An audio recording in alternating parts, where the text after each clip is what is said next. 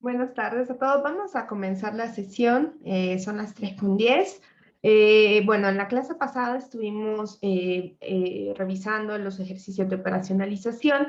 Hoy vamos a avanzar un poquito más y vamos a pensar e imaginarnos y hablar un poquito de cómo esos indicadores podrían conformar parte de cuestionarios o de maneras de recopilar información. Algunos de ustedes, incluso en sus ejercicios de operacionalización, ya proponían incluso esta manera de preguntar, ¿no?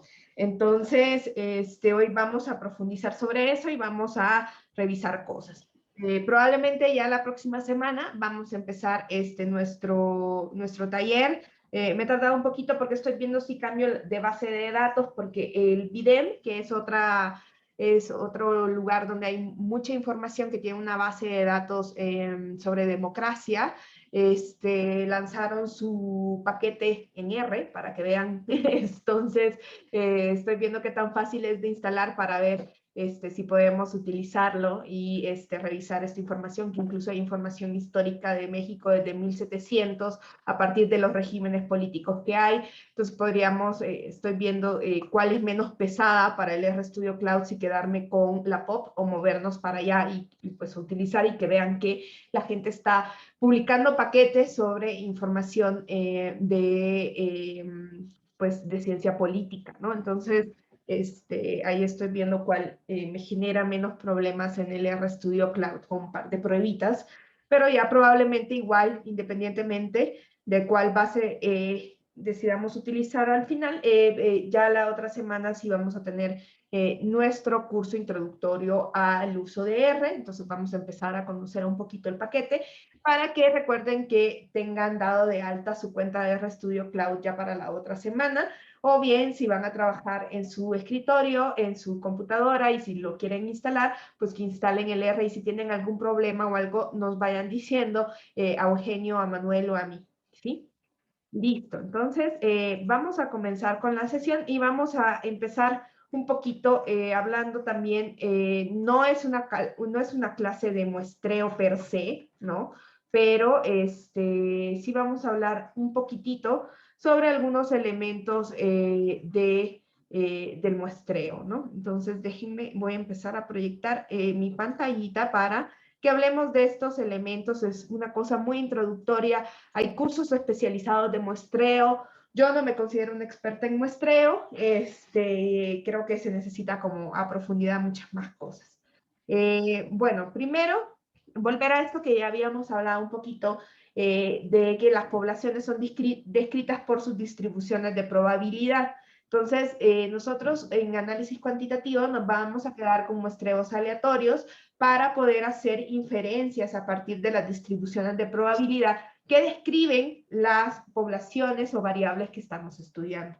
Entonces, como normalmente nosotros no vamos a conocer los valores de los parámetros, luego volveremos muchísimo más a esto, vamos a hacer inferencias sobre ellos utilizando información de una muestra.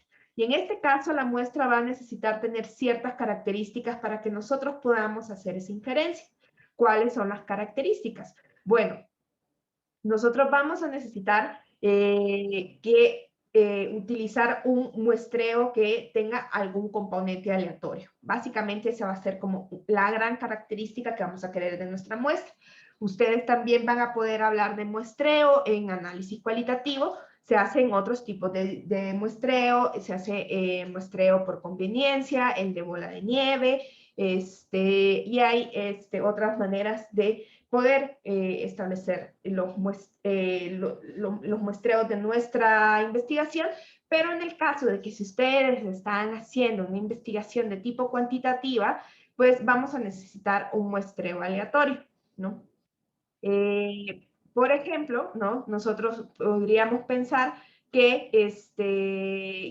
podríamos hacer encuestas acerca de si estamos de acuerdo o en desacuerdo. Ya vamos a hablar un poquito más de estas escalas, o recuperar variables completamente cuantitativas, ¿no? Entonces, vamos a necesitar un plan de muestreo, o lo que en otros casos podremos encontrar como el diseño experimental, cómo nosotros llevamos a cabo nuestro experimento, que en este caso nosotros podríamos pensar que el experimento en términos de probabilidad puede ser seleccionar esa muestra al azar. El muestreo más sencillo es el muestreo aleatorio simple. ¿Cuál sería el muestreo aleatorio simple? Sería simplemente que todas las personas tengan la misma probabilidad de ser seleccionadas, ¿no? Entonces, si yo voy a rifar algo entre los 30 que estamos reunidos en esta clase hoy, pues todos tendríamos un 30avo probabilidades de ser seleccionados en un pequeño sorteo, ¿no? Entonces, en un muestreo aleatorio de este tipo, que es completamente, este es el más sencillo y el que vamos a suponer muchas veces mientras nosotros estemos haciendo nuestros cálculos, es que todos los individuos tienen la misma probabilidad de ser seleccionados. A lo largo de las clases les he ido comentando esto de que, bueno, hay un elemento que aparece, que el azar, los elementos azarosos a nosotros mismos nos parecen más justos, ¿no? Y en este sentido, el muestreo aleatorio va a tener cierta idea de que nos va a eliminar el sesgo, ¿no? Si yo les digo que voy a rifar un punto, no les va a parecer que yo estoy haciendo un sesgo o que le estoy dando preferencia a alguno de ustedes, porque lo hace el azar, ¿no? Entonces, esto evita a que nosotros pensemos en el sesgo cuando es completamente aleatorio. Hay un montón de elementos con los que nosotros podríamos seleccionar aleatoriamente. Casi todos los paquetes estadísticos tienen algún tipo de comando que nos hace seleccionar entre los elementos que estamos dando. R tiene un comando que se llama sample, que lo vamos a utilizar para hacer un par de simulaciones. Entonces vamos a ver cómo se utiliza. En mis tiempos se utilizaban unos listados de números aleatorios que ya estaban como publicados.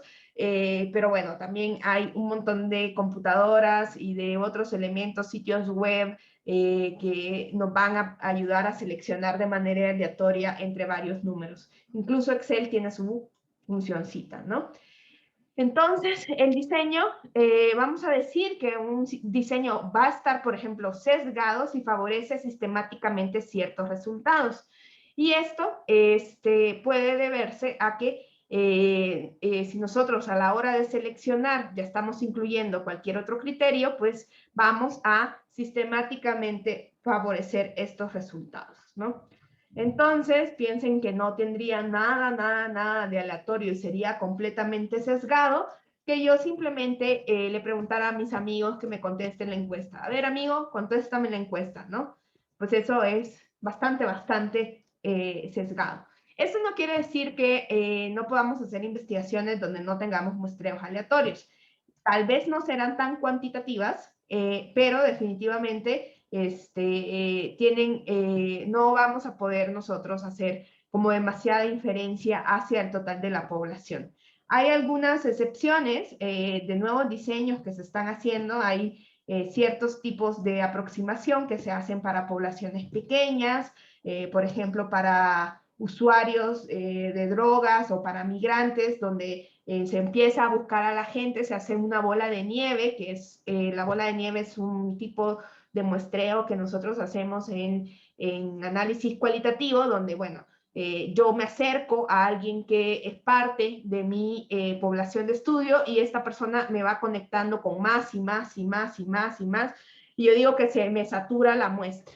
Entonces hay algunas encuestas que para poder encontrar a ciertas poblaciones hacen ciertos factores que, por ejemplo, si fulanito es como el nodo de esta red, porque a mí fulanito me presentó a 15 y entonces empiezo a tratar de ponerles un factor de expansión, pero estos son diseños bastante nuevos que se están haciendo para que ustedes vean que cada vez más nos movemos en ese continuum que hemos hablado de cómo estudiamos los problemas. Pero bueno, nosotros vamos a considerar en muchas ocasiones, en casi todos los elementos que nosotros vamos a hacer de análisis de inferencia en esta clase, que estamos teniendo un muestreo aleatorio, aunque como ahorita van a ver, cuando nosotros revisemos los diseños muestrales de diferentes encuestas, probablemente esto no sea así.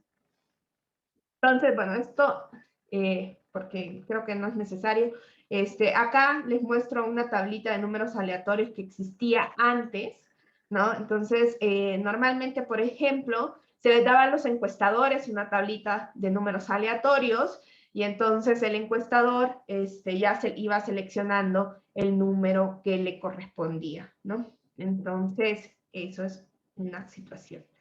Vamos a tomar en cuenta algunas cosas, ¿no? El muestreo puede ocurrir en dos tipos de situaciones prácticas. En el caso de que nosotros tenemos estudios de tipo observacional, digamos que nosotros vamos a tener datos antes de que los decidimos estudiar, ¿no? Probablemente estamos hablando de que estamos recuperando información de que alguien más ya recopiló. Cuando nosotros vamos a utilizar información, hay que fijarnos, e incluso también cuando la estamos levantando, que hay sesgos que digamos ya no son estadísticos, ya no son aleatorios y que le tenemos que poner bastante cuidado a las cosas. Primero es la falta de respuesta. Son las respuestas, si las respuestas están sesgadas, porque, digamos, la no respuesta responde a cierto patrón. Si ustedes, por ejemplo, analizan, hay un montón de artículos que están estudiando el aumento de la no respuesta en los ingresos en México, por ejemplo. Cada vez la gente no quiere dar su ingreso, ¿no? Y eso probablemente no sea aleatorio. Si nuestra respuesta es completamente aleatoria, podemos vivir en paz con eso porque se puede introducir como otro elemento aleatorio dentro de nuestro diseño, pero cuando no es aleatorio, entonces ya es un problema. ¿Qué pasa, por ejemplo, con los ingresos? Se sabe que los que menos dan los ingresos son los que tienen ingresos más altos. Entonces, lo que tenemos nosotros es que en nuestra base de datos, cuando estamos trabajando ingresos en México, nos vamos a dar cuenta que en realidad tenemos información que está muy sesgada hacia abajo porque todos los que ganan bastante no están diciendo la respuesta. Entonces, vamos a tener ese problema. El otro elemento es la falta de cobertura. Puede pasar que nosotros tengamos ciertos segmentos que sistemáticamente no están representados en la población. Pensemos, por ejemplo, y esto tiene que ver en qué es lo que nosotros queremos estudiar, ¿no? Por ejemplo, nosotros sabemos que si ustedes quisieran estudiar a las personas con mucho dinero, probablemente en las encuestas no lo van a encontrar porque las probabilidades de obtenerse ahí son muy bajitas. También existe problemas, por ejemplo, en que tengamos ciertos, y que probablemente esto es un problema de cada vez también relacionado con la violencia. Hay ciertos sectores a los que cada vez es más peligroso entrar a hacer investigación, ¿no? Y esto no solo afecta a los que hacen investigación cualitativa, sino a las personas que hacen las encuestas. Entonces, hay que ver si estos segmentos han sido representados. Y luego, el otro, que tiene que ver también con un poco de la validez que ya habíamos estado hablando, que era la validez de construcción, en la que nosotros, bueno, si realmente estábamos midiendo lo que queríamos medir, ¿no? Entonces, a veces vamos a tener que las preguntas pueden estar mal escritas y eso nos va a llevar a un sesgo de redacción. Entonces, estos son sesgos que probablemente nosotros no vamos a poder resolver con elementos estadísticos per se, ¿no? La falta de respuesta sí la vamos a poder solucionar si, por ejemplo, primero no es tanta y segundo, es completamente aleatoria. O si no, bueno, hay otros procesos de estimación y de imputación. Imputación se le llama a darle valores a los valores que no tenemos. Imputamos información. La falta de cobertura sí es completamente sistemática. Si yo, por ejemplo, olvido por completo una población, imagínense que no hay manera de que yo pueda dar cuenta de eso, entonces tampoco vamos a poder solucionar la falta de cobertura, ¿no? Imagínense que nosotros pues no fuimos a toda esta región selvática porque no teníamos dinero para la encuesta y entonces olvidamos toda el área de la selva, ¿no? Entonces, ahí está completamente sesgado lo que nosotros estamos analizando porque nos falta la gente que vive en la selva, ¿no? Y si esto es muy importante para nuestra investigación, pues esto va a estar mal. ¿Qué se puede hacer? A veces no, sí vamos a tener algunos de estos problemas, pues es dejar muy claro dentro del anexo metodológico de nuestra investigación que tenemos estas limitantes, ¿no? Siempre hay que describir las limitantes que tenemos, ¿no? Porque créanme que a veces pues no tenemos la información 100%, pero si sobre todo estamos como creando información nueva, este tipo de elementos, a lo mejor lo que más vale es siempre estar haciendo hincapié en que estamos analizando datos que son incompletos. Y a veces es útil decir o pensar hacia dónde se moverían esos datos que déjenme ponerles un ejemplo. Por ejemplo, en los estudios de migración, cuando nosotros tomamos encuestas a los hogares, a los hogares, en realidad muchos migrantes, y sobre todo los migrantes que están en peores condiciones, viven en albergues, ¿no? Y entonces estos no están representados en las encuestas. Pero eso no significa que yo me quede así y ya no voy a estudiar a los migrantes en las encuestas. No, pero yo tengo que decir, mire, esto está sucediendo de esta manera y probablemente lo que estamos viendo es lo más optimista que podamos ver, ¿no? Porque los migrantes que ya viven en hogares ya tienen otras condiciones. Entonces, y si uno encuentra cosas como que los migrantes están en peores condiciones que las personas nativas, yo puedo decir, mire, pero ¿y esto que estamos viendo, estos procesos pueden estar peor porque no vimos a todos los migrantes que están en albergues, ¿no? Entonces, es más o menos cómo nosotros vamos a ir trabajando. Eh, Cuando nosotros vamos a tener ya un diseño completamente experimental, nosotros vamos a necesitar que esas muestras sean completamente aleatorias, ¿no? Las muestras van a ser elegidas cuando nosotros tenemos estos estudios ya de experimentos que nosotros hablamos y que leímos y vimos algunos ejemplos. Las muestras deben ser elegidas de tal manera que el experimentador o experimentadora sepa que son completamente representativas de toda la población. Y para poblaciones hipotéticas, a veces hacer un muestreo aleatorio es difícil, si no es que imposible. Completamente aleatorio, a veces es muy difícil. Imagínense que ustedes digan, ay, yo voy a estudiar en México algo, y somos 126 millones. ¿Se imaginan la manera de seleccionar? Digo, yo voy a entrevistar a 1000. O sea, uno me puede salir en Chiapas, otro me va a salir en Nuevo León, y así, y perdidos. ¿Y cómo voy a ir encontrando a esos 1000? O sea, es, es como encontrar una aguja en un pajar. Entonces, lo que normalmente hacemos es que se utilizan otro tipo de información o nosotros seleccionamos y tratamos de aislar a la población en espacios que estén completamente controlados, ¿no? ¿Qué hacemos, por ejemplo, con las personas? Las buscamos donde viven, ¿no? Entonces, normalmente por eso es que los censos de población se hacen siempre con los de vivienda, porque ustedes van a notar que, bueno, se tienen ciertos marcos cartográficos donde sé que hay personas, donde sé que elementos que me permiten a mí controlar, pero eso a mí ya me va a implicar ya no hacer un muestreo completamente aleatorio, sino de otro tipo que ya vamos a hablar. Básicamente, además del muestreo aleatorio que tenemos, vamos a tener otros 3 tipos de muestreo y estos muestreos se pueden combinar en diferentes etapas. Casi todos los muestreos, por ejemplo, si ustedes revisan la página de INEGI, cada encuesta va a tener una parte que dice diseño muestral o algo y nos va a explicar cómo ha sido seleccionado el asunto. Entonces,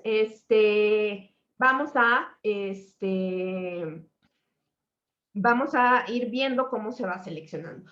¿Qué tipos de muestreo podemos tener? Vamos a tener muestreos estratificados. Claro que nosotros, aquí a veces tenemos que tomar ciertas decisiones. Hay variables para mí que van a ser súper importantes que se vean representadas en mi muestra, ¿no? Entonces, oigan que yo estoy diciendo que se vean representadas en mi muestra, ¿sí? Eso es la representatividad. que mi muestra represente algo muy parecido a mi población en ciertas variables. Por ejemplo, si nosotros pensáramos que tenemos a los estudiantes, por ejemplo, de nuestra facultad, ustedes saben que casi el 60% de los estudiantes son de comunicaciones, el 20% de ciencia, así, ¿no? Entonces, si yo selecciono una muestra de los estudiantes de la facultad, yo voy a querer que más o menos esa distribución que tienen las carreras en la población se vea en esa muestra. Pero eso es porque yo decidí con antelación de que mi muestra sea representativa de esa característica. Entonces, lo que hacemos es que entonces, bueno, yo digo, es que capaz que si yo lo hiciera completamente al azar no me queda tan equilibrado, tendría que ser una muestra muy grande para que esto sucediera. Entonces, lo que hago es, bueno, no tengo tanto dinero para hacer una gran muestra, pero sí quiero que haya representación de cada una de las carreras. Entonces, yo ya decido que voy a tener representación de cada una de las carreras y después con otros procesos que nosotros vamos a ver de tamaño de la muestra, pues podemos ir alocando cuántos necesitaríamos y dentro de eso seleccionar una muestra simple, ¿no? El otro tipo de muestreo que también se utiliza muchos son los muestreos por clústeres o conglomerados.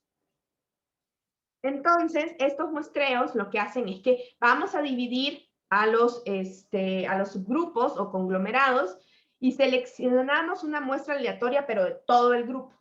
Entonces, imagínense que, por ejemplo, en la facultad tenemos diferentes grupos de clases, ¿no? Entonces, yo digo, bueno, le voy a pasar y voy y selecciono los grupos y barro. Llego a un salón o a una salita de Zoom y les digo, todos ustedes van a contestar este cuestionario, ¿no? Pero como yo seleccioné a qué grupos ir, tiene que estar tomado al azar. Si ustedes ven, tiene que haber siempre un elemento aleatorio, porque sin ese elemento aleatorio, nosotros no vamos a poder hacer inferencia. Y luego, una de las formas que también se puede hacer es el muestreo sistemático. ¿Qué hacen? ¿No? Por ejemplo, yo aquí tengo el listado de participantes, son 30, ¿no? Y entonces yo digo, voy a seleccionar a 5 de estos 30, ¿no?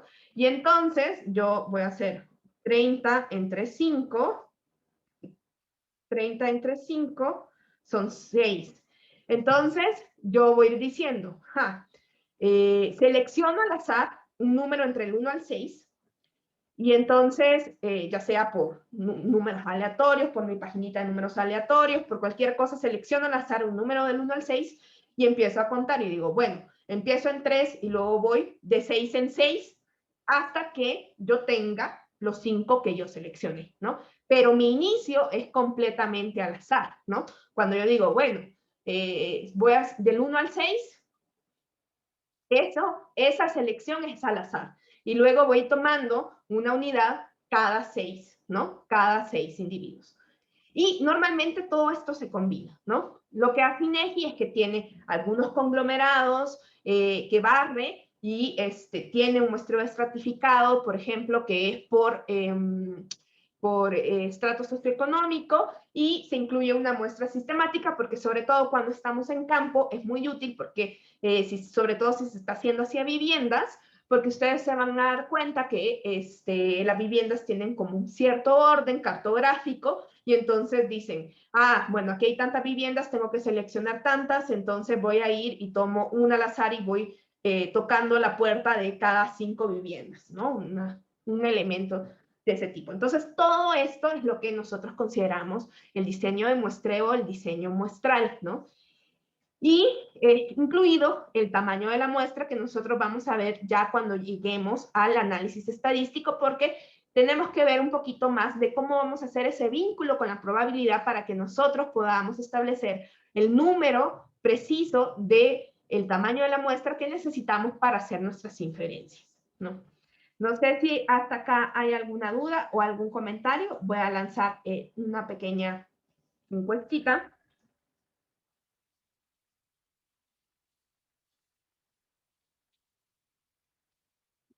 Ahí hice mal la pregunta, ¿ya vieron? Mi sesgo de redacción me llevó a muy mala porque hay alguna duda y creo que algunos están poniendo que sí entendieron, entonces la voy a volver a lanzar y la pregunta va a ser si entendieron, ¿ya? Mi sesgo de redacción aquí en completo.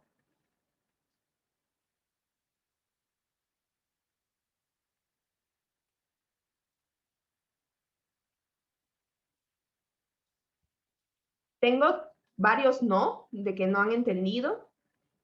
Vamos a ver si haciendo los ejemplos que les traigo con otra encuesta, vamos a votar qué tipo de muestreo es, ¿no? Tal vez, tal vez así ya a estas cuatro personas les quede más claro. Esta tenemos, voy a lanzar otra encuesta y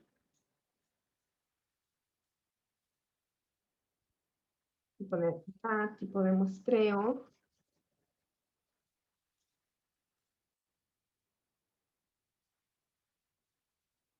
aleatorio simple, estratificado, conglomerado, sistema.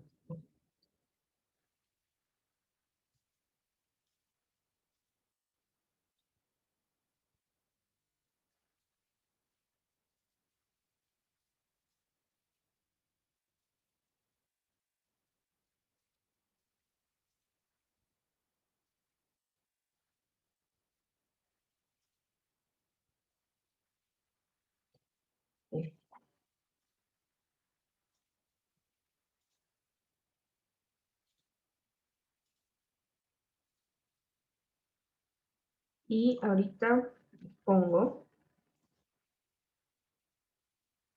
el primero que está ahí, ¿qué tipo de muestreo sería de estos cuatro que hemos visto? Supongamos que dividimos México en municipios y tomamos una muestra simple al azar dentro de cada municipio.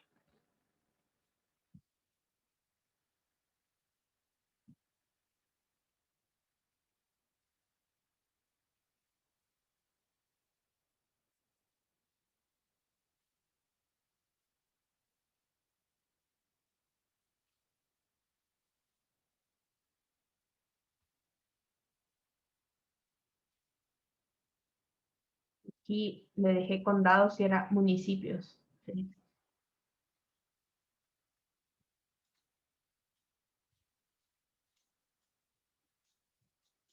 Vamos a ir escribiendo lo que ustedes dicen y ya después vamos a abrir cuál es la respuesta. Entonces, aquí tengo, me faltan 3 votos.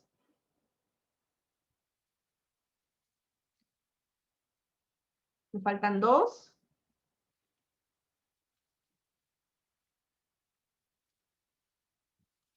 Y parece que aquí ganó el estratificado. Ya vamos a ver si el estratificado tuvo 42% de los votos y conglomerado tuvo 19. Listo. Vamos a ver el segundo caso. Ya vamos a ver todos los resultados. En el segundo caso, ¿qué tipo de muestreo se trata? Si dividimos a México en municipios y tomamos una muestra simple de 10 de los municipios que queremos estudiar.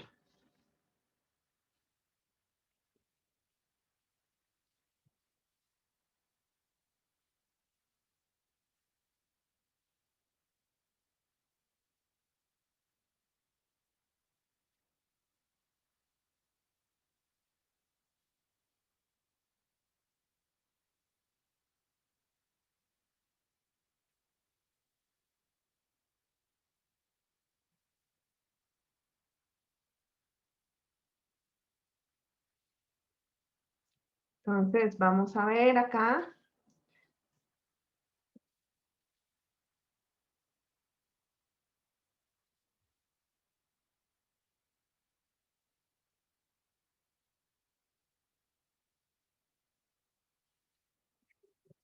Parece que ganó el conglomerado. Voy a poner aquí los resultados. Conglomerado es el 33%. Ah, bueno, pero todavía faltan varios de votar. Faltan 3 votos. Conglomerado 36%. Y aleatorio simple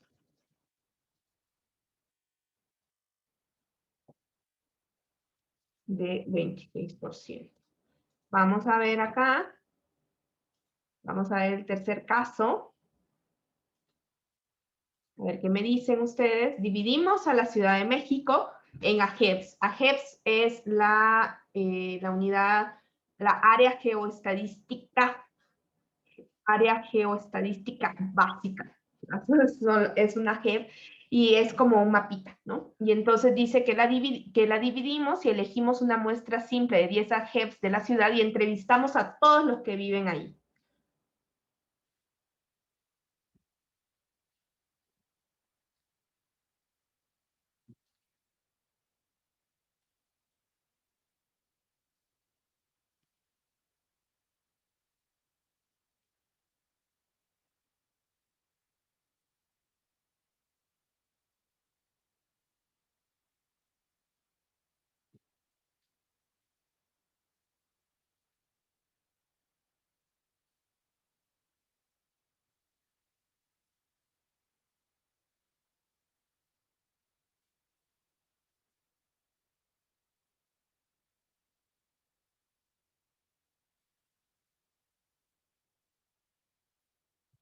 Ahí está, me faltan, ahí ya tengo todos los votos y hay un empate entre conglomerado y sistemático. Vamos a ver.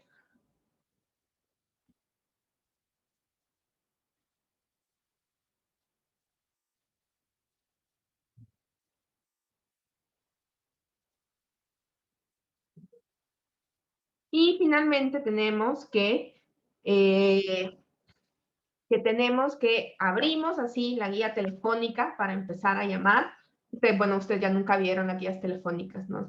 Este ejemplo está como bien old school, ¿no? Entonces, abrimos la guía telefónica y entonces una vez que yo elijo allí, le pongo así y empiezo y voy seleccionando cada 50 números que voy encontrando, ¿no? Entonces, ¿ese qué tipo de muestreo sería?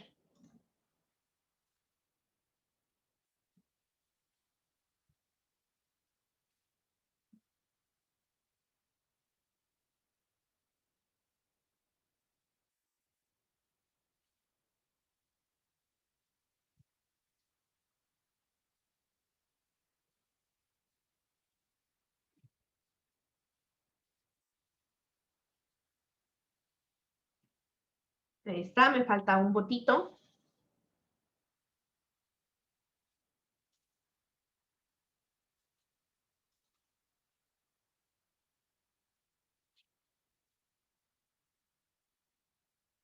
Ahí está, quizás esa persona no quiere votar, pero bueno, aquí parece haber un claro ganador, que es el muestreo sistemático, que el 62%, 16 de ustedes dijeron que era de este tipo. Entonces, vamos a ver, las respuestas vienen en la siguiente.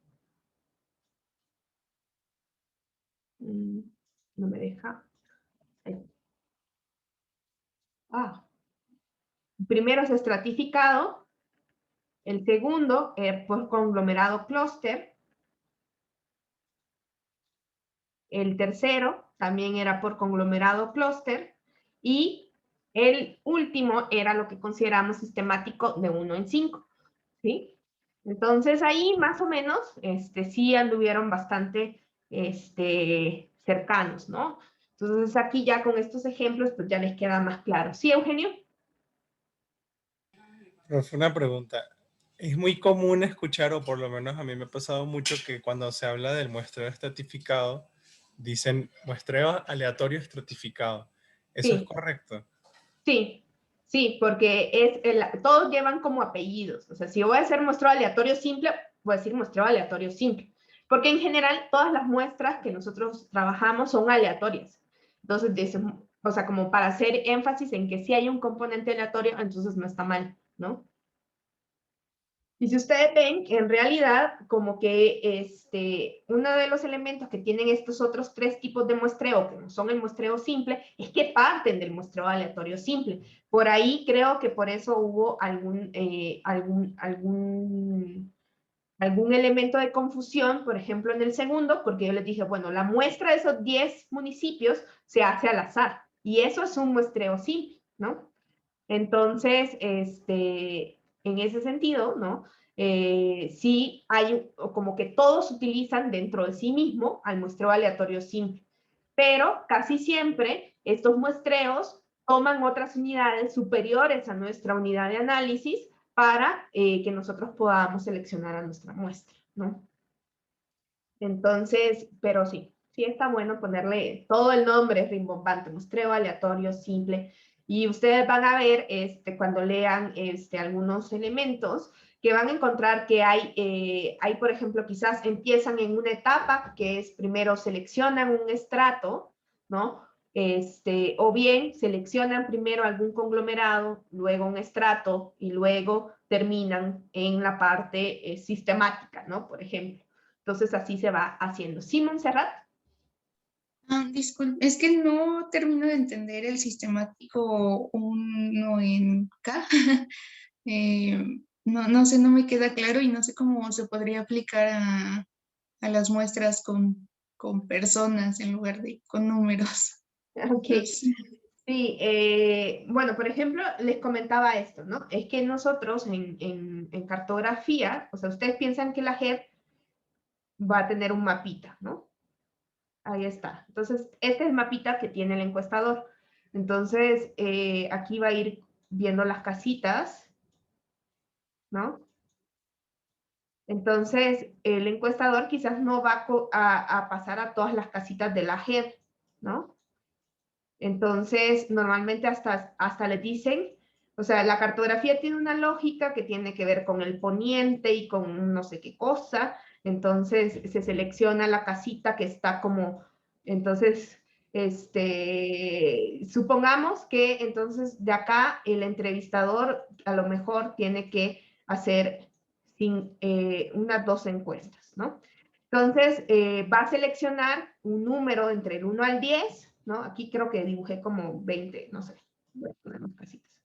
Entonces, como no va a ir a todas, entonces dice, bueno, si aquí hay 20 casitas, yo tengo que elegir 2 casas del 1 al 10. Entonces, para que, o sea, ¿cómo las va a elegir? Bueno, estas casitas tienen una lógica que van de aquí para allá, ¿no? Puede ir de acá para acá hasta que se acabe el pedacito de tierra. Entonces, él va a tirar o va a seleccionar un número al azar entre el 1 al 10 y entonces le va a salir un 7, ¿no? Supongamos. Entonces va a empezar en la casa 7 y luego va a contar 10 casitas y va a hacer la segunda encuesta, ¿no? Este es un muestreo sistemático de 1 en K, ¿sí? ¿De qué va a depender la K? De cuánto yo tengo y cuánta muestra voy a realizar. Si ustedes se fijaron, cuando yo les puse el ejemplo con los que estamos acá, que somos 30, yo dije, voy a hacer una muestra de 5 y somos 30, ¿no? Entonces, normalmente la K sale de la relación que existe entre la población y la muestra que voy a seleccionar. Entonces yo dije, miren, somos 30 y yo quiero seleccionar 5. Entonces, voy a hacer una muestra de 1 en K, ¿no? Y entonces yo dije, bueno, voy a seleccionar al azar dentro de los primeros 6, a lo mejor alfabéticamente, tienen que tener como algún orden mis observaciones. Entonces selecciono al azar un número del 1 al 6 y ahí empiezo y de ahí voy sumando 6 y 6 y 6 y 6 y 6 hasta que logre mi muestra. No sé si ahorita te queda un poquito más claro, Montserrat. Ya, muchas gracias. Entonces, siempre es como una mezcla, ¿no? Nosotros vamos a asumir en buena parte el muestreo aleatorio simple, pero para que ustedes vean estos otros tipos de muestreo. ¿Por qué no usamos el muestreo aleatorio simple? Porque es carísimo, ¿no? Ese sería el mundo ideal. Estos muestreos nos permiten a nosotros tener un poquito más de control y que tengamos muestras que quizás no son tan grandes, pero que son digamos, eficientes para que nosotros podamos estimar a los elementos de nuestra población.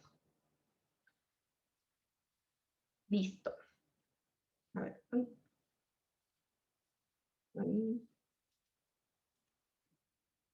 Bueno, creo que tengo que borrar aquí.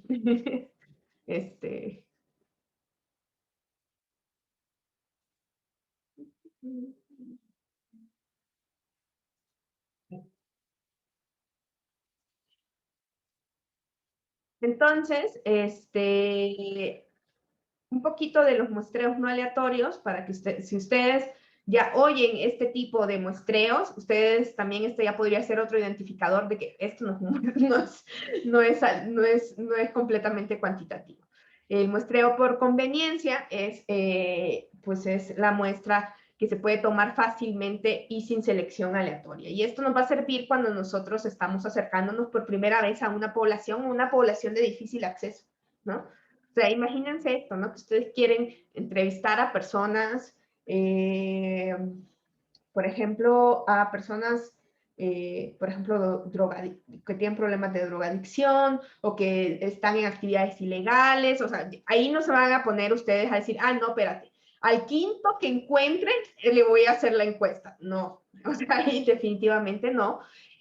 Hay muestreo a juicio o criterio, ¿no? Que ahí el muestrista o la muestrista deciden a quién se le hace la encuesta o no, y el muestreo por cuotas, ¿no? Que no deben de confundir en el estratificado al muestreo por cuotas. En el estratificado, yo voy a decir, bueno, mi población, y aquí, mi población tiene una distribución de esta forma, ¿no? Y si yo saco una muestra, también voy a querer que esa muestra, aunque es más chiquita, pues esos pedacitos sean representativos, ¿no? En términos proporcionales y de cómo se ve, ¿no? El muestreo por cuotas es que yo de plano quiero tener casos de cierto tipo de población, ¿no? Y esto se hace mucho en análisis cualitativo, por ejemplo, de que se afija de que vamos a tener la misma cantidad de información de hombres y mujeres, ¿no? Por ejemplo, ¿no? Eso va a ser completamente por cuotas. En algunos momentos van a ver ustedes que vamos a fijar algunas cosas en el muestreo, pero no de la manera que se hace en el análisis cualitativo. Entonces, y esto lo vamos a ver un poquito más después de nuestro pequeño repaso de estadística descriptiva, porque no creo que ustedes en estadística 1 hayan llegado a la parte de distribuciones de muestreo. Entonces, lo que nosotros vamos a tener es que vamos a tener distribuciones para las estimaciones que nosotros vamos a hacer con mi muestra, ¿no? De aquí yo saco una muestra, por ejemplo, y voy a sacar un X barra, ¿no? Entonces yo voy a tener este estadístico, y con este estadístico voy a querer llegar a mu.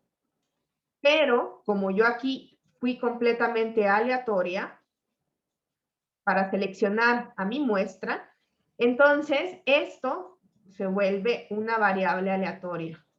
Y como tal, tiene una distribución, porque la muestra que nosotros sacamos es una de todas las muestras posibles que puedan salir, ¿no? No sé si ustedes en algún momento se han interesado por esto de las teorías de los mundos paralelos, o si en el peor de los casos han visto los capítulos de Community donde hablan de que tiran un dado y que se abre un mundo porque tendrían las seis opciones. Entonces, imagínense, cada vez que hacemos una muestra, realmente tenemos una muestra que es la única muestra, obviamente estoy haciendo una muestra porque no tengo dinero, ¿no? Pero esa muestra es muy diferente a si hubiéramos tomado otra muestra, ¿no? Podemos tener 10.000 mundos paralelos donde están todas las muestras posibles de esa muestra, ¿no? De composiciones de esa muestra. Entonces, nosotros lo que vamos a modelar es eso, ¿no? Que esas muestras son aleatorias, ¿no? Entonces, eso es un elemento fundamental para que nosotros después podamos aplicar todas las cosas que vamos a repasar de probabilidad, de distribuciones de probabilidad, de las formas de la probabilidad y cómo esas distribuciones van a estar describiendo a mi población.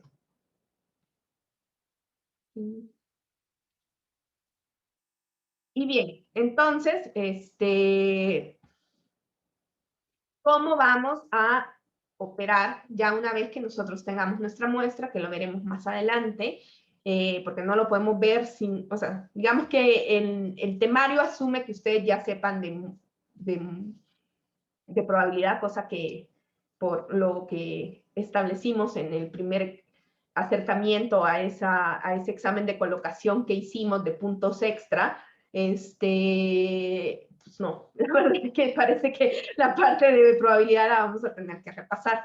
Entonces, bueno, pues bueno, en teoría aquí tendríamos que ver como la parte del tamaño de la muestra, pero no lo vamos a hacer, sino que lo vamos a hacer hasta que ya lleguemos a inferencia. Entonces, una vez que nosotros ya tenemos nuestra muestra, supongamos que nosotros tenemos un número de la muestra y todo esto, pues vamos a tener que ya adentrarnos más a esta parte que nosotros discutimos en la clase pasada de los diseños conceptuales, ¿no? Nosotros vamos a tener un marco conceptual. Si ustedes revisan también cualquier encuesta de INEGI, también viene un diseño o marco conceptual.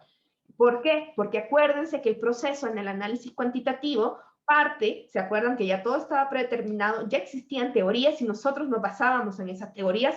No hay cosas de que emergen, ¿no? Sino que nosotros ya tenemos un concepto que queremos medir, que hemos operacionalizado, que lo convertimos en posibles indicadores y que luego nos fuimos a campo para tratar de traer esos resultados, ¿no?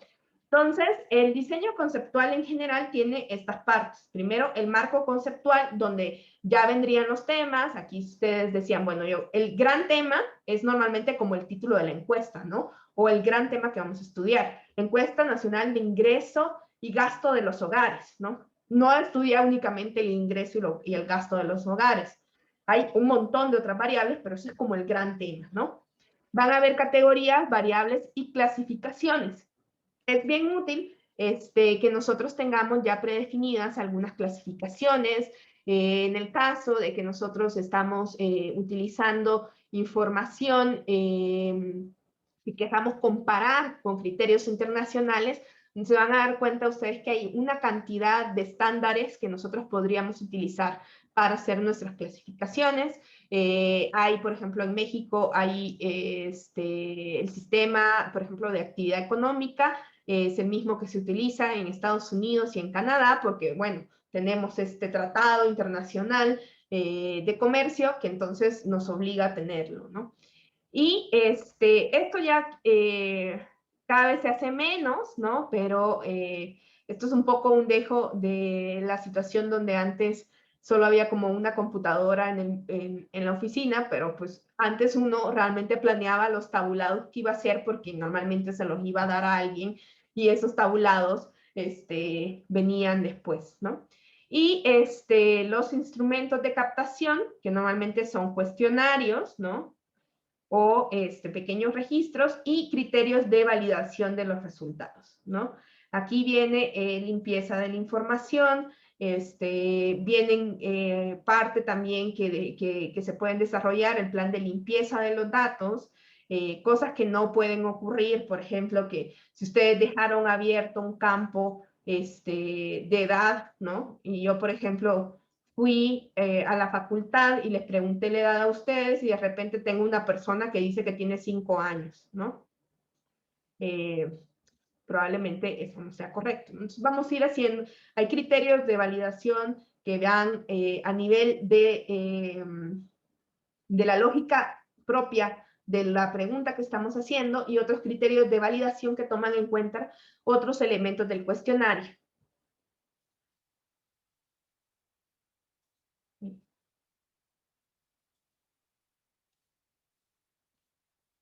Otra vez me ensució esto. No. Entonces, ¿qué es un instrumento de captación? Es un formato donde nosotros registramos los datos, ¿no? Tiene que estar previamente organizado y tiene que retomar los elementos del marco conceptual. El cuestionario es un tipo de instrumento de captación que se presenten preguntas, por eso se llama cuestionario, ¿no? Y dirigidos a los informantes para tener datos específicos acerca de las variables que serán objeto de captación.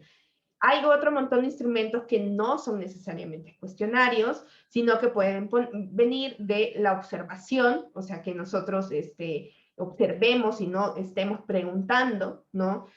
Por ejemplo, hay una parte en la encuesta nacional de ingreso de gasto de los hogares, donde se hace un diario, donde se van registrando todos los gastos, todos los ingresos. Entonces ahí eso es un diario más que un cuestionario. Entonces si la familia sale a comprar a la tiendita, entonces ponen, compró 2 dulces en la tiendita, ¿no? Y así están 2 semanas, tienen a una encuestadora, por cierto, porque las personas le abren más la puerta a las mujeres que a los hombres. O sea, ustedes piensen que si ustedes que preferirían, o sea, ahí hay un sesgo de género súper tremendo, ¿no? Pero la gente se siente un poco más segura con mujeres encuestadoras 2 semanas en su casa que con hombres, ¿no?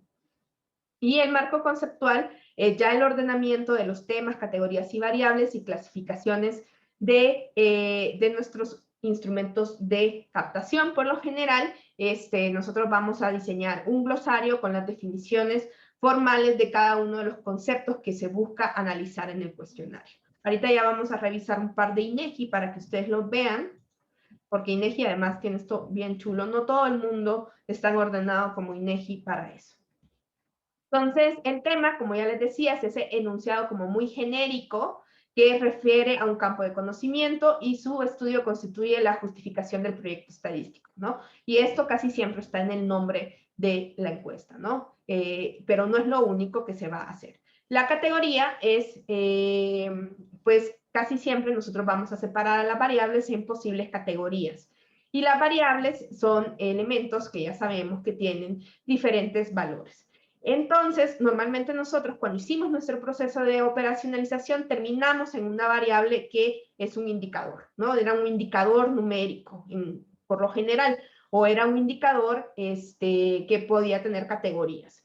Entonces, ¿cómo nosotros podríamos preguntar estos indicadores, ¿no? Eso es lo que nosotros hacemos en el cuestionario. Entonces, ustedes ven, ya ahorita nosotros ya podríamos diseñar un pequeño cuestionario sobre la amistad. Y cuando nosotros pensamos en clasificación, es que nosotros vamos a ordenar todas las modalidades nominales o intervalos numéricos admitidos por una variable. Eso, entonces, nosotros vamos a tener clasificaciones que nosotros las hacemos o que nosotros podamos retomar de alguien más, ¿no? Casi siempre, si nosotros estamos pensando en una variable categórica, pues van a ser como las opciones de respuesta que tengamos a una pregunta.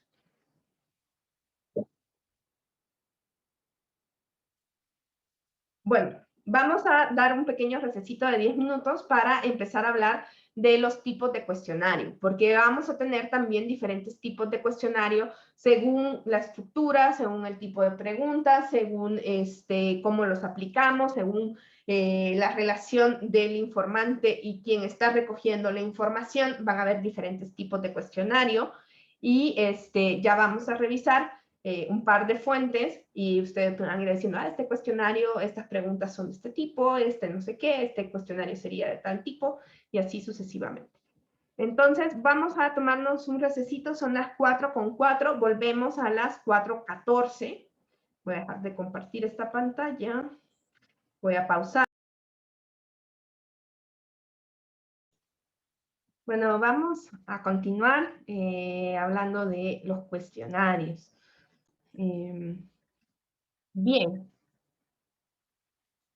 Vamos a tener diferentes tipos de cuestionarios. Según la estructuración, vamos a tener los cuestionarios que son estructurados y los cuestionarios no estructurados. Cuando un cuestionario será estructurado, cuando todas las preguntas posibles y respuestas se presentan de la misma forma a todos los informantes. Es decir, se utiliza cuando es importante el orden de las preguntas y las respuestas, que esto es lo que más vemos nosotros en análisis cuantitativo. tipo no estructurado es que nosotros vamos a tener más flexibilidad, mayor libertad para formular ciertas preguntas, y esto ya se va pareciendo más a una entrevista, ¿no? Las preguntas no se hacen siguiendo un orden estricto y permite adecuar el vocabulario a nivel cultural del entrevistado. En las estadísticas oficiales este tipo no lo van a encontrar, entonces pues esto como lo saqué del INEGI, un copy-paste, me quedo por ahí. Y entonces, por otro lado, tenemos que según el tipo de presentación, vamos a tener dos grandes tipos de cuestionarios, los cuestionarios impresos y los cuestionarios electrónicos. Cada vez más nosotros estamos haciendo uso de cuestionarios electrónicos, como por ejemplo, ya en el censo que se aplicó el año pasado, se hizo de manera electrónica, ¿no?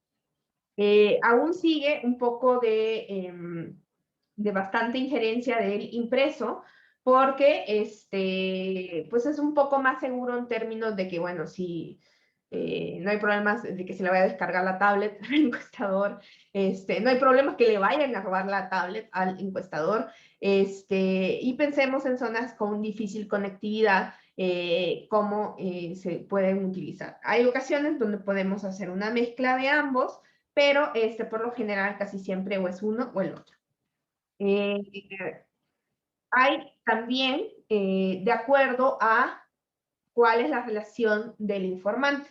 Hay unos que nosotros llamamos de autoentrevista o autoaplicados, que son los que ustedes llenan solos si son los informantes. Casi todos los Google Forms que nos han mandado en esta pandemia son de este tipo, ¿no? Porque ustedes se ponen frente al Google Forms y ya lo entrevistan, ¿no? Y el otro es de entrevista directa, es decir, de que asumen de que hay una persona que está haciendo las preguntas. Y esto a veces cuando uno traslada cuestionarios que se hacen de esta manera de autoentrevistas, sí nos damos cuenta que hay elementos que sí tendrían, que sí cambian mucho, ¿no? Que a lo mejor se le enseña al entrevistador a que se le enseña muy bien el marco conceptual y lo que se quiere medir. Entonces esto hace que nosotros podamos estar midiendo de mejor manera lo que queremos medir, porque a veces en estos que son autoaplicados, probablemente pues no tenemos esa certeza de que las personas sí nos están entendiendo o no nos están entendiendo. Entonces, pues ahí hay que tener muchísimo cuidado con los de autoentrevista, y además tiene que haber bastante pilotaje, porque a veces podemos estar recogiendo algo completamente diferente a lo que nosotros pensamos. Y vamos a tener cuestionarios monotemáticos y multitemáticos. En general, nosotros vamos a ver que existen, vamos a tener un gran tema, y podemos tener temas chiquitos, pero que no necesariamente eso lo hacen multitemático. Pero sí existen muchas encuestas multitemáticas, porque a veces los ejercicios estadísticos son súper caros. En países como, por ejemplo, El Salvador, Honduras, y otros países, van a encontrar que existe esta modalidad de encuestas multipropósito, ¿no? Porque sí se utilizan como para muchísimos temas, ¿no? Entonces ahí sí hay una serie de secciones bien grandes, pero que además cada sección sí tiene un protagonismo dentro del cuestionario. A lo mejor, por ejemplo, si nosotros diseñamos nuestro cuestionario sobre la amistad, nos pueden interesar algunas cositas interesantes, como ver, ay, ¿cuál será la diferencia entre hombres y mujeres? Y metemos la pregunta de condición de hombre y mujer, pero eso no lo haría multitema, ¿no? Pero si nosotros pusiéramos, operacionalizáramos la amistad, y por otro lado operacionalizáramos algún otro concepto tipo la solidaridad, entonces ya nuestra encuesta sería de dos temas, y podríamos decir, esta es la encuesta nacional de la amistad y la solidaridad, ¿no? Por ejemplo, ¿no? Y entonces, ¿qué vamos a tener? ¿Cuáles son las condicionantes para el diseño de un cuestionario? Obviamente, el marco conceptual es fundamental, ¿no? Todo esto que nosotros hicimos de la operacionalización es sumamente importante. Pero hay otros elementos que también hay que tomar muy en cuenta cuando estamos diseñando un cuestionario. Uno es las características generales del proyecto. Esto me lo he robado de la lectura que está ahí que es sobre diseño de cuestionarios que ha desarrollado INEGI. Y entonces las características generales del proyecto, además, puede ser, por ejemplo, el presupuesto, ¿no? Entonces, el presupuesto puede ser un gran determinante de nuestro cuestionario, ¿no? Porque a lo mejor necesitamos, entre más largo sea un cuestionario, es más caro de aplicar, ¿no? Eso es uno de los elementos. Lo otro es el contexto de la aplicación, ¿no? Que esto tiene que ver con, por ejemplo, pensemos ahorita en la pandemia, los cuestionarios han cambiado muchísimo su naturaleza, tenemos que hacerlos casi todos o sea, ya ahorita casi todos tienen que ser autoaplicados, ¿no? Entonces eso va a ser un condicionante para el diseño de nuestro cuestionario porque las preguntas tienen que estar súper bien definidos para que no pase eso. Y los medios de presentación de los cuestionarios, ¿no? Eso también es súper importante porque no es lo mismo que esté impreso, que esté electrónico o que hayan otro tipo de medios para poderlos hacer. Por ejemplo, hay elementos que además están traslocados, que tienen que ver, por ejemplo, muchos elementos de lo que queremos medir van a determinar los medios, pero también el contexto puede determinar los medios y las características generales del proyecto. Todo está imbricado entre sí, porque pensemos, ¿no? O sea, yo diseño mi cuestionario, está así, ya representa todo lo del marco conceptual y a mí se me olvida que lo quiero ir a aplicar a comunidades que quizás no saben leer y escribir, ¿no? Entonces, obviamente, pues yo ya no voy a poderlo hacer completamente autoaplicado, ¿no? Sí voy a necesitar a alguien que esté haciendo las preguntas porque la persona no va a poder leer las preguntas, ¿no? Eso es un ejemplo claro de cuáles serán los condicionantes para el diseño de un cuestionario. Entonces acá, esto lo voy a pasar bastante rapidito, pero si ustedes ven, sí se empieza con lo que nosotros hicimos del marco conceptual, luego los tipos de pregunta y su redacción, luego vamos a hablar de la determinación de la secuencia de preguntas, y ahorita vamos a analizar eso, y en algunos temas va a ser fundamental. Hay un proceso, sobre todo cuando no es autoaplicado, o incluso cuando es autoaplicado también tiene un poco que ver, pero es probablemente que si yo les hago así directamente una pregunta acerca de temas muy delicados como la sexualidad, el uso de drogas, cosas así, o sea, si eso es como lo primero que nos preguntan, es un poco complicado, ¿no? Entonces a veces la secuencia de preguntas tiene que ver también con esta relación que entabla el entrevistador con el entrevistado. Luego tenemos instrucciones de llenado, hay elementos de edición que tienen que ver con el propio cuestionario, incluso cuando se está diseñando de manera electrónica, tiene que haber un diseño acerca de qué es lo que va a ver la persona en la pantalla, ¿no?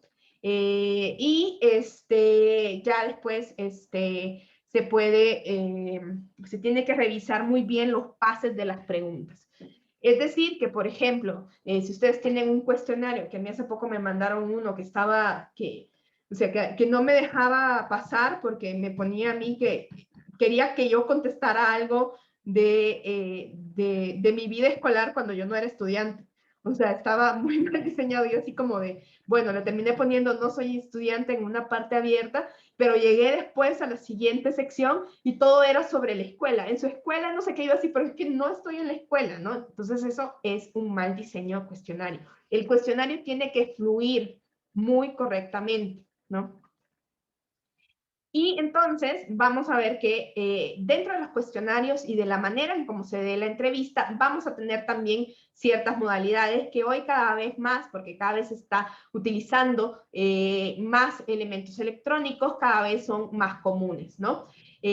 Vamos a tener, por un lado tenemos, según el contacto que existe con el informante y la participación del entrevistador. Entonces, por ejemplo, vamos a tener que hay un contacto directo con el informante y alta participación del entrevistador en los que son cara a cara, que esto se le llaman API, ¿no? Porque porque son de papel, entonces papel, alta participación y del informante, ¿no? Entonces puede haber acá Podemos tener contacto indirecto, por ejemplo, que si haya alta participación del entrevistador y que el entrevistador llene papel, se puede hacer por teléfono. Incluso nosotros podemos captar los datos y esto ya no sería exactamente un cuestionario, pero se iría haciendo una captación y registro de los datos en que no hablamos con el informante y hacemos observación directa. Un poquito como el ejemplo que yo les ponía de este diario que se llena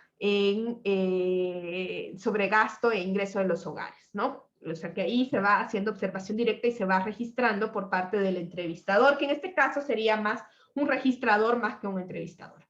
Luego nosotros podemos involucrar aquí diferentes opciones de las computadoras y ahí van a tener diferentes modalidades. Y hay algunas en que nosotros podemos hacer que hay baja participación del entrevistador. A veces ese diario que yo les cuento no lo llena la encuestadora, sino que se lo dejan a la familia. Y entonces les dicen, ah, miren, aquí les dejo el diario y ahí vuelvo, ¿no? Entonces el entrevistador casi que solo fue a dejar el diario y lo recoge, ¿no? Eso es baja participación del entrevistador porque el contacto directo sí lo tiene porque la persona llega, tal vez le explicaron cómo tiene que llenar el diario, pero lo llena directamente el informante, ¿no? Las encuestas que son por correo electrónico, también tienen baja participación del entrevistador o estos formularios de Google que ya tenemos. O bien los registros administrativos, donde ya estamos, más bien la persona está llenando y hay ya un formato prediseñado donde la persona lo autollena, ¿no? Y luego tenemos un montón de combinaciones con las computadoras en donde puede haber baja participación del entrevistador. ¿Y qué es lo que sucede? Por ejemplo, en las encuestas que son sobre sexualidad, lo que se presta, y por eso es que casi no hay porque son muy caras, es que yo tendría que llevarle la computadora o la tablet a la persona y que la persona lo llenara allí y que estuviera en un espacio cerrado y controlado y que entonces, porque son temas muy, muy, muy complicados que las personas, pero al mismo tiempo, como no es tan fácil, si la persona tiene alguna duda de la pregunta, sí necesita estar con alguien, entonces podemos ir teniendo diferentes elementos. Entonces, todo esto hay que pensar en cuando nosotros estamos haciendo. A veces nos aventuramos y ya decimos, ah, el formulario de Google va a ser mi salvación. Entonces, siempre hagan un pequeño,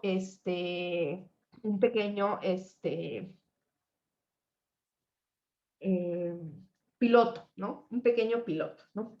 Entonces, ahí están como todas las cosas que ustedes probablemente hoy está muy, muy, muy, muy el Computer Assistant Interview, el CASI, Computer Assistant Self-Interviewing, que es el que se usan, por ejemplo, muchísimo en las encuestas de salud sexual y reproductiva que hace Canadá y que hace Estados Unidos, por ejemplo, todas se hacen de esta manera, ¿no?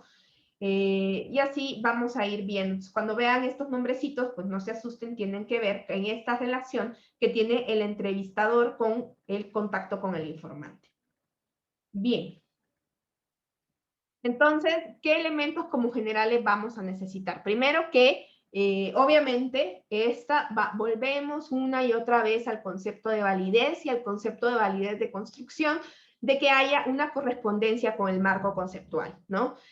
Por lo general, quisiéramos que cubrir la totalidad de conceptos del marco conceptual y establecer claramente la relación entre las preguntas y las variables que nosotros diseñamos como indicadores, ¿no?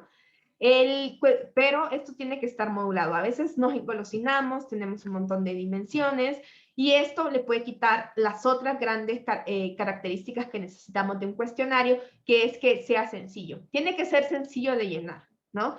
Si nosotros ahí a veces también nos engolosinamos y queremos hacer matrices y no sé qué, pero todo eso implica que necesitamos un informante bastante, bastante comprometido o una persona que entrevista que tenga bastante información para poder guiar al informante.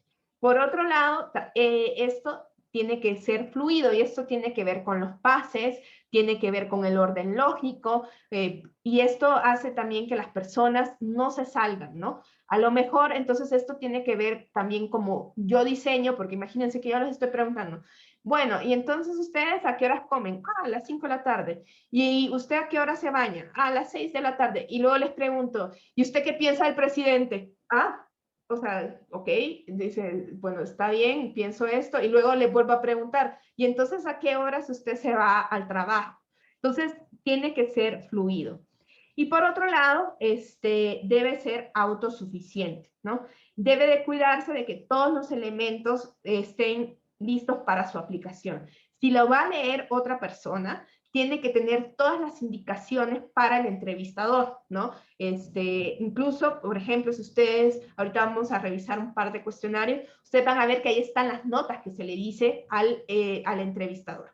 Hay como dos procesos que son, por un lado hay personas que, dependiendo también esta relación que hay con el entrevistador, por un lado a veces quisiéramos un entrevistador que conozca muchísimo, muchísimo del tema, pero por otro lado, a veces no queremos que sepa del tema porque se presta para, lo digo por experiencia en campo, lo que llamamos la cocinada de los datos, ¿no? Un entrevistador que sabe más o menos cómo se mueve el asunto, pues a lo mejor va a tener como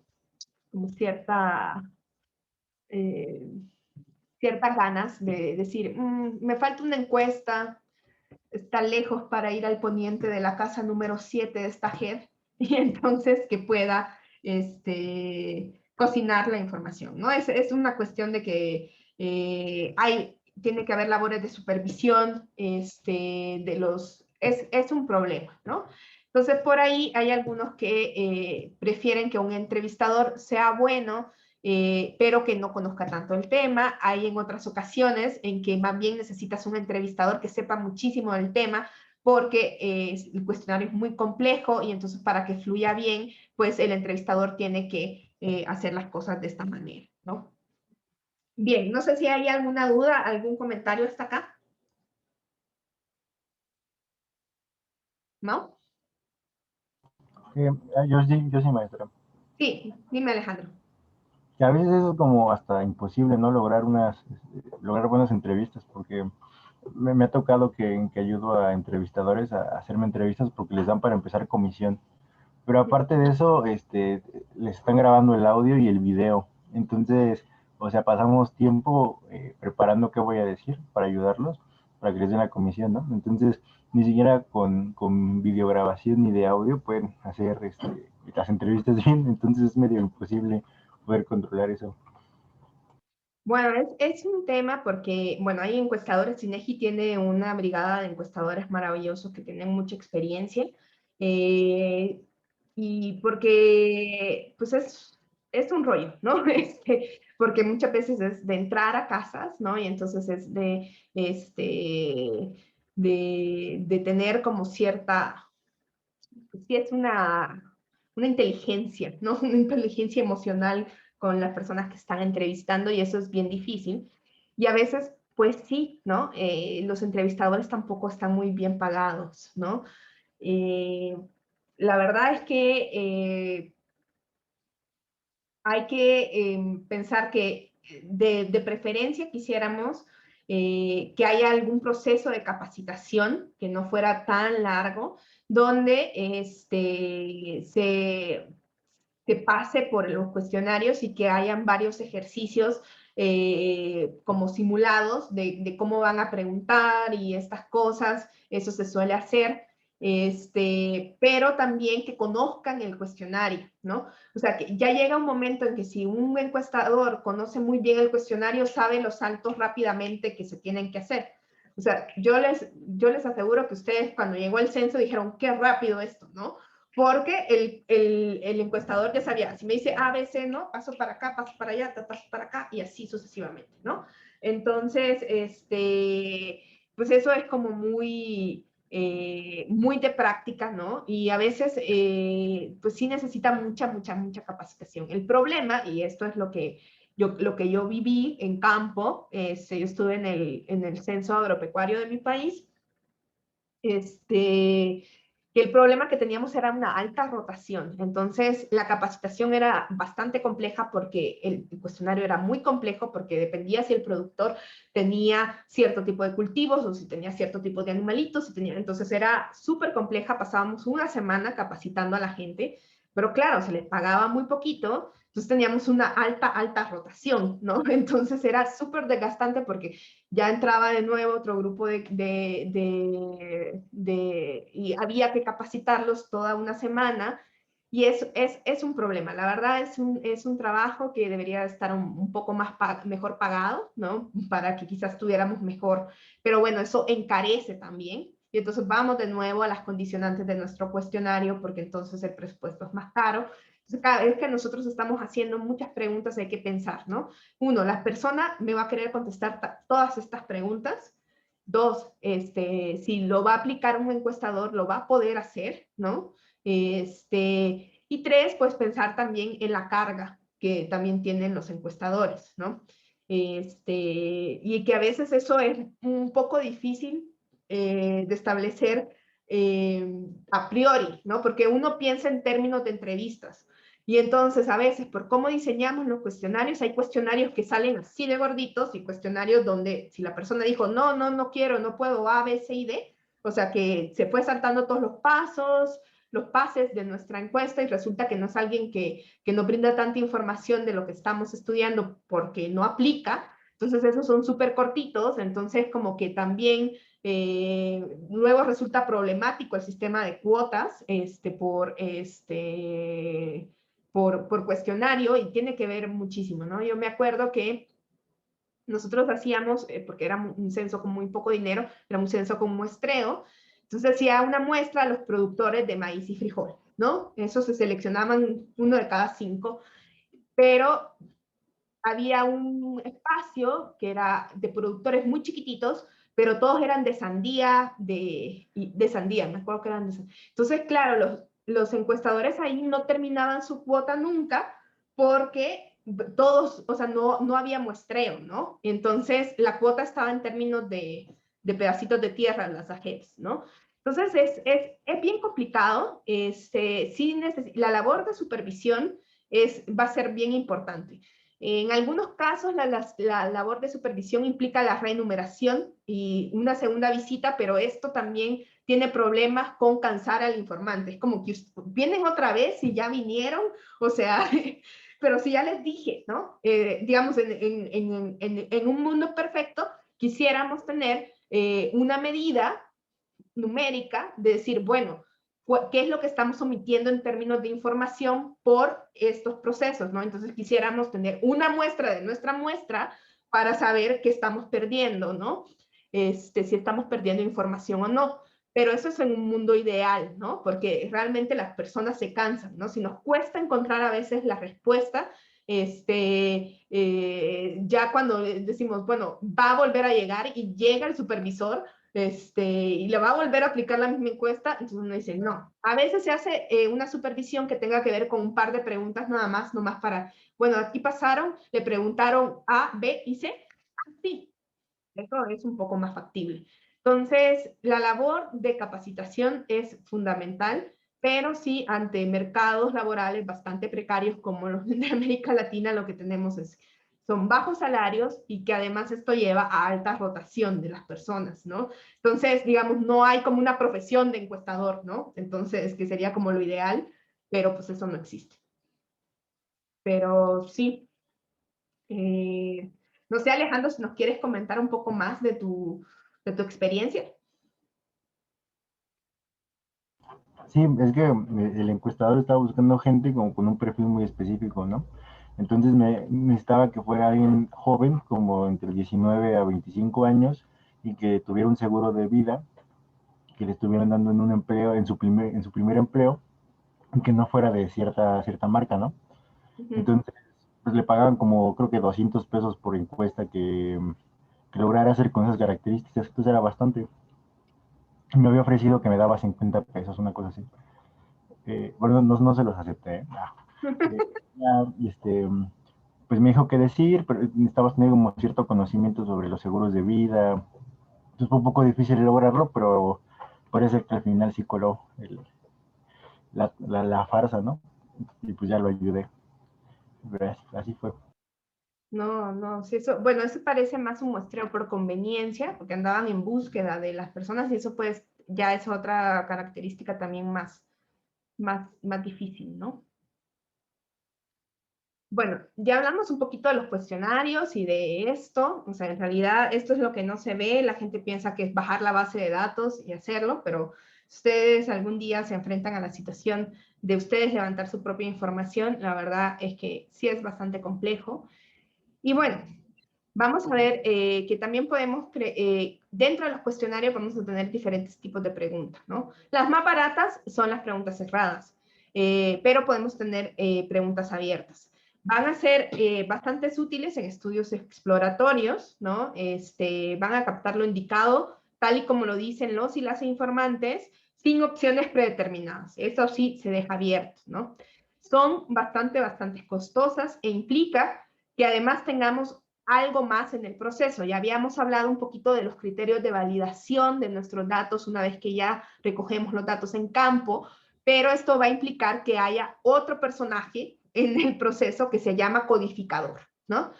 O codificadora, que es quien va a tener que dar ver a partir de las preguntas abiertas y según cierta capacitación, empezar a organizar las respuestas en ciertas categorías, ¿no?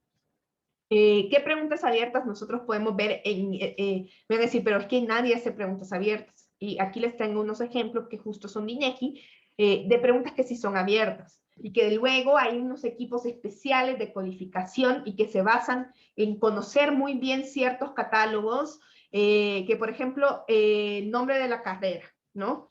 Hay un catálogo específico de carreras, entonces esa se deja abierta y luego se codifica a partir de ese catálogo, pero los catálogos son así y tienen todo un proceso, ¿no? ¿Qué otra cosa se deja abierta? Por ejemplo, en los censos, el dialecto o lengua indígena que se habla, ¿no? Esa pregunta está abierta, ¿no? En las encuestas de empleo también se deja abierta las actividades y que se hacen en el trabajo y con esto se hace, y con el nombre de la ocupación, con estas dos, también se codifica con otro catálogo y ya nosotros podemos tener información de las ocupaciones, ¿no? Y por ejemplo, en las encuestas, en la encuesta agropecuaria, por ejemplo, a veces se pueden listar cultivos porque a veces no tenemos la extensión de todo lo que está siendo cultivando, que se está cultivando, o a veces también se llama de diferentes maneras en diferentes espacios y es un relevo ese, pero ese les cuento otro día, ¿no? Vamos a ver que es muy común también estos formatos tabulares, que también creo que a la gente que hace Google Forms le gusta mucho, pero que yo les tengo como un poquito de aprensión porque a veces no se ven bien en los teléfonos, entonces hay que tener cuidado con estos formatos tabulares y si la gente realmente los entiende. Estos formatos tabulares se utilizan mucho en los diseños impresos porque ahorran bastante espacio. Ustedes van a decir, pero, ¿y eso qué? Pues a ver, cuando estamos con las características generales de nuestro proyecto y el presupuesto, a veces ahorrarse media página es un ahorro si nosotros vamos a tener que imprimir eso en muchas ocasiones. Entonces, los formatos tabulares, pues también se usan mucho, ¿no?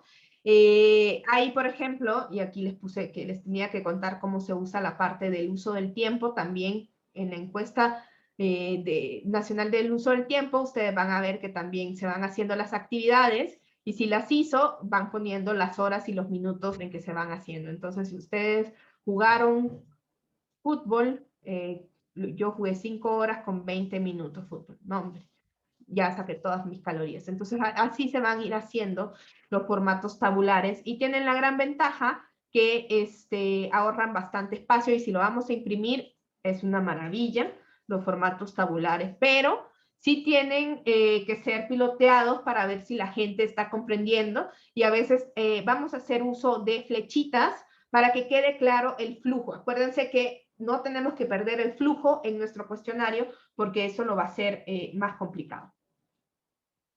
Y luego tenemos las preguntas que pueden ser de selección única, que pueden ser que nosotros solo podemos escoger una sola opción, ¿no? Y esto es bien, hay que tenerlo bien claro en cuando estamos diseñando los cuestionarios y cuando estamos diseñando el instrumento en el que ya va a llegar a un formato electrónico para que nosotros lo utilicemos, ¿no? Entonces, hay las dicotómicas, que son de sí y no, y, por ejemplo, las que hay un grupo de preguntas, ¿no? Aquí algunas personas van a poner también, estas se llaman de tipo semiabiertas, porque no son abiertas por completo, porque hay opciones, pero hay cerradas, ¿no? Y hay una de selección múltiple, que si ustedes ven es juntar un montón de opciones de sí y no. Esto yo lo prefiero, les voy a contar por qué, porque a veces cuando le decimos a la persona, marque las que sí, a mí me gusta para saber, porque si no me lo marcan, yo no sé si es porque no lo leyó o porque no lo usa. Entonces, yo prefiero este tipo de formatos en condiciones ideales. Luego uno va como aflojando algunas cosas dependiendo de los tiempos, del diseño, de lo que queremos, de la discusión con los colegas. Entonces, acá a mí me gusta que me marquen que no uso fertilizantes químicos. Si a veces solo dejamos la opción de marque las que sean las que usa, entonces si pone aquí, si pone acá, yo no sé si es porque lo dejó de leer, entonces como que sí me gusta que haya el no. Pero poner el no puede implicar pues que la gente se tarde más en hacerlo, ¿no? Entonces es una cuestión que a mí me gustaría decirles, hay una forma clarísima de hacer los cuestionarios, de hacer el cuestionario más perfecto. Hasta la fecha yo no he hecho nunca un cuestionario perfecto y no creo que lo vaya a hacer. Pero sí es un estira y afloje entre el montón de cosas que nosotros estamos considerando en nuestra investigación, el marco conceptual, las condiciones del proyecto, que puede ser presupuesto que no solamente es en moneda, sino que en recursos, ¿no? Qué personas están trabajando en el proyecto, cuántas horas le van a dedicar a ese proyecto, quién va a hacer el resto de labores, ¿no? Y luego, ¿qué hora es, muchachos? Uy, ya. No alcanzamos a hacer el otro ejercicio, lo vamos a hacer en la siguiente clase de revisar las cosas, ¿no? Vamos a tener otro tipo de preguntas que son muy interesantes y ya con esto acabamos la sesión. Tengo que borrar esto. Que vamos a tener preguntas que son de identificación o filtro, ¿no? Por ejemplo, el compañero Alejandro decía que andaba buscando a personas con ciertas características. Entonces, hay preguntas de identificación de nuestra población, ¿no? Entonces, a veces quizás andamos buscando a personas mayores de 18 años, entonces la primera pregunta que tendríamos que hacer es, ¿qué edad tiene? ¿No? ¿Tiene más de 18? Sí. Ah, bueno, entonces sigo. Entonces hay una serie de preguntas de identificación para saber si es parte de nuestra población objetivo, ¿no? Y vamos a tener preguntas de análisis que pueden ser de diferentes tipos, ¿no? Vamos a tener preguntas de acción que tratan sobre situaciones o sucesos consumados, ¿no? Estas preguntas lo que buscan es realmente tener un registro de algo que ya pasó, ¿no? O que es físico, que es completamente observable, digámoslo así, ¿no? Por ejemplo, esta vivienda tiene un cuarto para cocinar, cuántos focos tiene, o sea, yo estoy registrando un hecho que es visible y que existe, ¿no? Y vamos a tener preguntas que son, por ejemplo, de intención, que estas en ciencia política abundan mucho, ¿no? Porque es, ¿y usted por quién va a votar? La persona no ha votado, pero estamos preguntando sobre la intención de voto. Luego tenemos que también abundan muchísimo en ciencia política las preguntas de opinión, ¿no? ¿Qué piensa? ¿Qué tan de acuerdo está? Esas son preguntas de opinión, porque la persona quizás no está viviendo las situaciones que le presentamos, pero está opinando sobre ellas. Y hay que tener en cuenta que son tres cosas diferentes, ¿no? Una cosa es lo que ha sucedido y que estoy midiendo y que ha pasado, otra cosa es la intención y otra cosa es la opinión que la gente tiene. No es lo mismo medir la amistad que medir lo que la gente opina de la amistad. Mi proceso conceptual es completamente diferente, ¿no? Y luego tenemos las preguntas de expectativas, ¿no? Que estas se utilizan muchísimo también en ciencia política, sobre todo de, bueno, ¿y usted qué espera del futuro? ¿No? ¿Va a estar peor? ¿Va a estar mejor? Se utilizan también muchísimo en construcciones de prospectiva y en construcciones de, por ejemplo, en estudios sobre cambio climático y lo que la gente espera en el futuro. Y luego vamos a tener otro tipo de preguntas que son preguntas de control, ¿no? Hay preguntas que lo que tenemos es realmente para controlar que realmente estamos midiendo lo que estamos midiendo y entonces vamos a poder tener preguntas que nos revisan si sí estamos midiendo lo que estamos midiendo, que puede ser una reafirmación, por ejemplo, a lo mejor en la identificación, alguien nos dijo que tenía 18 años, ¿no? Y entonces luego le preguntamos por su fecha de cumpleaños, ¿no? Y nos damos cuenta que me dijo 18, pero que cumple en 2 meses los 18 años. Entonces yo al ver la fecha le digo, no, bye, ¿no? Tú no eres parte de esta encuesta y esto es lo que consideramos una pregunta de control. Una pregunta que nos permite reafirmar que estamos haciendo lo que pensamos que estamos haciendo, en este caso, entrevistar a alguien de 18 años o más. Bueno, me voy a quedar acá porque ya se me acabó el tiempo. No sé si alguien tiene alguna duda antes que nos vayamos. Ya en la próxima clase voy a hablar menos y vamos a hacer más ejercicios de ir viendo cuestionarios e ir viendo elementos y que ustedes vayan identificando cosas. Hoy mucho hablé yo. Listo, chicos. Entonces, nos vemos el lunes. Hoy sí, este lunes, hoy sí nos vemos. No hay asueto, ni hay reivindicación de los derechos de las mujeres. Entonces, el lunes sí nos vemos a esta hora y por aquí mismo. Nos vemos, bye. Gracias. Gracias, profesor. Ay. Nos vemos.